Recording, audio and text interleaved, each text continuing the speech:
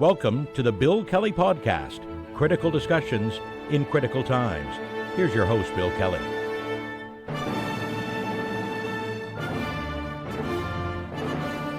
Welcome to another edition of the Bill Kelly Podcast, critical discussions in these critical times. I'm your host, Bill Kelly. Well, right up front, if I can maybe paraphrase Mark Twain, stories about Canada's total and complete and catastrophic economic collapse and our fall into the economic abyss are, first of all, greatly exaggerated, and second of all, premature. Now, let me explain. A lot of people are preaching doom and gloom these days about what's happening with our economic situation, not the least of which, of course, is the leader of the opposition. I'll talk about that in a second. And also the report that we got just a few days ago from the interim chief budget officer, who basically painted such a bleak picture that so many Canadians were thinking, well, you know, what's the use? That's it. We're going to fall into the abyss. It's terrible. And he specifically did this. Now, this is supposed to be a guy who's going to look at this objectively about our economic picture and say that, okay, here's what's wrong. Here's what, you know, the forecast looks like. And he painted an awfully bleak picture, some suggesting that it was actually a very partisan picture, you know, basically echoing an awful lot of the comments from conservatives and right-wing people about the economic situation. The person who seemed to correct him on that was the guy that used to hold that job, Kevin Page, who was the former chief budget officer, who said, yeah, we're in a tough financial situation, no doubt about that. But he suggested that the report that his successor was painting for the Canadian public was, maybe the kindest way to say it is, premature, because we don't yet know how this government is going to deal with that. And that's key. And I'll explain that in just a second, because it comes right down to the budget. But it's difficult for you and me and as Canadians to try to get a clear picture on this, because we're inundated with the negativity from people like Poilievre and others, you know, who can question period. And let's face it, as we've talked about, you know, the major influences right now, for those of us that still rely on media reports, you know, the media has a very small c conservative, if not very right-wing bent these days here in Canada. One of the influences, of course, the Sun newspaper chain, the National Post, the Financial Post, are run by an owner right now who's actually a major Trump supporter. So there's a right-wing bias there. You know, the television news media here, what's left of radio stations and the talk shows have a right-wing bias these days. You know, Bell Media, you know, the Global News team, et cetera, like that, owned and operated by people with a right-wing bent. And so you're going to see that slant. It's not necessarily as bad as Fox News, but I mean, you see what's happening in the States, and it's happening here too, and we maybe don't understand that. So we need to be as objective as we can about this, and maybe just kind of wash away some of the white noise that we're hearing. There's an interesting editorial cartoon that happened the other day that I think maybe characterizes a lot of what I've talked about, and I think what we need to do to put this in perspective. It's from the Toronto Star from a couple of days ago. Have you seen this? I know it's on social media a lot. And the depiction here is Mark Carney is the Prime Minister driving the car. And Poilievre is portrayed in this one, as you can see, as the nattering little kid in the back seat. You know, when are we going to get there? Are we there yet? You know, why can't I do this? I could do a better job than you, blah, blah, blah, blah, blah. A real irritant. And there's the Prime Minister, Dad, in the front seat saying, Lord, give me strength. And I think it's a pretty accurate description as to what's going on these days. You know, Poilievre is simply not looking out for Canada's best interests. He wants to embarrass the government. He'll do that with half-truths and falsehoods. And some people are going to fall for that because they don't like Liberals or they don't like Mark Carney or whatever the case might be. So their job is to simply try to ruin any credibility that the guy might have. Kevin Page, who used to do this job of holding the government accountable as the chief budget officer, says, yeah, we're in a pretty tough situation. And that's the reality, because the guy that had the job before Carney, Justin Trudeau, didn't do a very good job at handling the economy.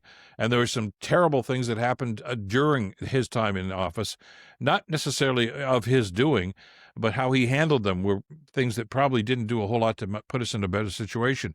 First and foremost, of course, among those was the pandemic, the COVID situation. And some of the programs he instituted were, you know, I think necessary at the time. They probably went on too long. They weren't handled properly. And that's contributed to us being in the situation that we're in right now. But there are a couple of realities here that we as Canadian taxpayers need to face. Okay? Yeah, it's tough. And yes, the Trudeau government made some bad decisions, but he's gone. Okay? I know Poilievre likes to resurrect the ghost of Justin Trudeau time and time again, and it still bothers him that he didn't get to run against Trudeau in that last federal election. But the Liberals made the smart choice, got rid of that guy, put somebody in who actually knows what he's doing when it comes to the economy, and we're about to hear what he's going to present in his budget. So, well, we look at the bleak financial situation here about deficits, et cetera, lack of foreign investment. Those are all realities, maybe not as extreme as Poilievre and others would like to paint, but they are challenges right now. And what Kevin Page is saying is the former chief budget officer, and I think what we're saying is, okay, let's see what the government does to try to address these problems. Because, yes, there's a lot going on, and most G7 nations right now, in fact, all of them, are facing severe economic problems, partly because of some of the Trump policies, the tariffs and things of this nature, partly because of the world global economic situation. So how are they addressing this? Well, we don't know the specifics yet, but one of the key things that I've talked about in the past, and I'm hearing from some of our economist friends, is one of a very important factor in this, is when finance minister gets up there and Champagne gets up there and presents the budget in about a month's time, I guess now. He's doing what I think is a very important element to presenting a budget and how the government's going to deal with this. And that's separating operating expenses from capital spending. And previous governments, conservative and liberal, didn't do that. They just got up there in a grand way, talked about spending this and doing this and investing this and blah, blah, blah. And after a couple of minutes of this, most Canadians just, their eyes kind of glazed over and said, what's it going to cost me? And there'd be expert after expert coming on after that with David Cochrane and Rosemary Barton and Vashi Capello, so whoever was hosting the analysis. And they'd paint a bleak picture and say, well, this looks good, that looks good. When I was on municipal council, I spent about 9 years in Hamilton as a municipal councilor, we always would separate operating budgets from capital budgets. They were actually two separate conversations, and they need to be, because there's a different mindset that goes on, and governments don't always explain that to us. Operating budgets are basically the everyday expenses or every week expenses. Those are things that governments have to pay, and like old age assistance, Canada Pension Plan, employment insurance, health transfers, child benefit programs, farm income subsidies. You get the sense? Okay, those are the checks that they have to send out. And a smart government, an intelligent government, will actually pay for those with current revenues. In other words, our taxes. Okay, I'm paying taxes every year to cover those costs. And we look at this and say, well, those are the necessities for doing business in this country. Those are all programs that are essential. We can throw an awful lot of other things in there too, like support for military veterans and things like that, and mental health programs. You get the sense, okay? Those happen. And every level of government, whether it's municipal, provincial, or federal. Operating expenses, the cost of running the province, the cost of helping those who need help, and the cost of paying the bills for like public transit and things like that. And the federal government has those operating expenses too. And that's a daunting cost. And those are the ones that have a direct impact on the taxes you and I pay every year, whether it's federal, provincial, or municipal levels, okay? Operating expenses. And what Minister Champagne and what the Prime Minister has said that they're going to do is separate those two, because that's a budget decision. That's a conversation about the operating expenses that happen on a daily basis. And we need to have that discussion about what programs are going to be there, what programs are going to be enhanced, what programs may be cut back, or maybe even dropped altogether, because that's going to have an impact on our everyday lives. The government, some governments in the past have simply said, yeah, we're going to cut your taxes. Well, that means they're going to cut operating expenses. That's essentially where that comes down. And that's going to have an impact. If they cut EI benefits, for instance, that's going to have an impact on an awful lot of people. If they eliminate things like childcare program, like Stephen Harper did, there could be a savings there, but at what cost? Does that mean that you and I are going to have to pay more now for things like childcare or health benefits, whatever the case may be? So that's a discussion that needs to be had separately. The other side of this that we've talked about, of course, is capital spending. And those are the big ticket items. And you and I can relate to that as everyday people. We get a paycheck, hopefully, and you spend it on things like, well, your rent or your mortgage, whatever the case might be, your gas bill, your hydro bill. Those are operating expenses, right? But the big ticket items that you and I would have, like buying a house, buying a car, maybe even buying appliances, those are big ticket items. And more often than not, we don't pay for those with cash out of our bank accounts or our pockets. You pay for those by borrowing money, whether it's on a credit card, whether it's a line of credit, whatever the case might be. Well, governments do the same sort of thing. Their capital expenses, building highways, building bridges, building ports, building airports, whatever the case might be. They don't pay for that from your taxes that you're paying this year. They borrow money to do that. And the course, as you and I borrow money, it's great to think, okay, we just put that on the credit card and we walk out and they, okay, we got a new fridge. Isn't that fabulous? Or, hey, we just bought a house. We borrowed from the bank. But you got to pay it back. And that's the thing where governments don't seem to want to talk to us about, because that's a big, an onerous task, is how do you pay it back? It's one thing for governments to spend money, but how do they're going to pay it back is something altogether different. And we've run into problems because past governments, federal governments, haven't done a very good job of, first of all, being honest with us about those debts, and secondly, how to pay them back. When the Mulroney government left office, when they finally lost their election, got basically eliminated from the Canadian political scene, their debt load was so bad that the United Nations Finance simply said Canada is falling into a third world nation. They just don't have control of their expenses. Stephen Harper, when he left office, he left Canada with the largest debt in their history. That's the debt, not the deficits on a daily or yearly basis, but the debt. Now, Justin Trudeau ran it up even higher. Part of that, okay, and to be fair, was because of some of those COVID expenses. But nonetheless, we haven't had very good fiscal management. The only time it really seemed that a government had a handle on that was the Chrétien government. When Paul Martin was the finance minister, they inherited that god-awful financial situation from the Mulroney government, and it took them years and some pretty severe cuts to operating expenses to get it back into, first of all, on a yearly basis. They eliminated deficits. They actually had surpluses every year. And what they do is, of course, half of that would go into infrastructure. In other words, they'd move it to capital money. The other half went to pay off the debt, like their credit card bills. The other governments since then haven't done a very good job. Well, the Carney government is simply saying we're going to do that too. We're going to be honest and transparent about what we're going to spend on capital. And there's going to be a lot of it. They need to spend money on capital. The commitment they've made to the military, they're going to have to buy jets. They're going to have to buy submarines. They're going to have to pay money for some of these capital projects. And that's got to be borrowed, and it's got to be paid back. So when we say we're in a difficult financial situation, yes, we are. But what Carney is talking about is investments in capital spending, okay? Not just spending for, jets and things like that, okay? It's going to be hard to rationalize that to say, okay, what's the benefit to Canadians? Well, that's pretty obvious. Our defense, our commitments to NATO, et cetera.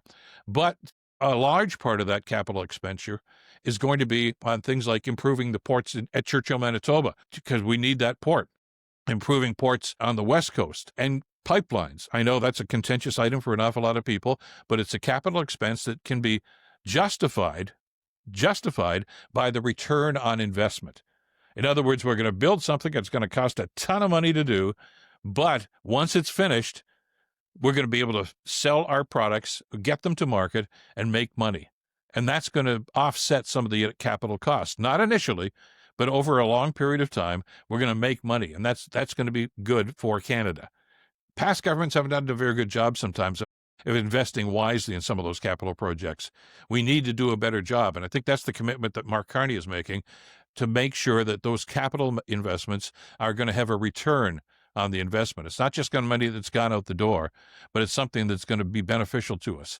Improve that port in Churchill, as the Premier of Manitoba has suggested. And we can get things like liquid natural gas to products and to markets in Europe that are desperately in need of that. Same thing with the West Coast. Asian markets are looking for an awful lot of our resources. We've got the Ring of Fire in Northern Ontario. Those minerals have to be extracted, but they have to be able to come to market. So that's going to take capital money, but there's going to be a return on that investment. That's why this report that came out from the operating chief financial budget officer here, the acting guy who's doing it right now, never took that into account. They were just looking at money out the door and saying that they shouldn't be spending all this money out the door. He did not take into account the fact that what about the money that accrues back to the government and back to us as a result of those investments. And that's what we're going to be watching for when Minister Champagne presents his budget. Where is the return? How quickly can we see that money coming back? Is it also going to attract foreign investment? Because we need foreign investment in this country. We need the big money markets and the big financiers and the investors to say Canada's a good deal. I'm going to invest in that project because I'm going to make some money from that. The Canadian government's going to make some money from that. Past governments haven't done a very good job of attracting that foreign investment. We need to do that again. And the Prime Minister has said that's going to be part of the project. So I know it's not as complicated as some people may portray it. It's where do we spend? It's not that governments are spending money. It's what are they spending it on? And what's the benefit to Canadians, short term and even long term? And that's what this government has promised that they're going to do. And I'm glad that they've made that commitment. And we should all be happy that A, they're going to be more transparent about that, about separating capital expenses from operating expenses. But more importantly, where is that capital money going to go? What's it going to do for us? What's it going to do to attract foreign investment? What's it going to do to increase our economies? And that's going to be the key to where we're going to be. We've got a daunting and a very challenging economic situation here in this country right now. We all acknowledge that.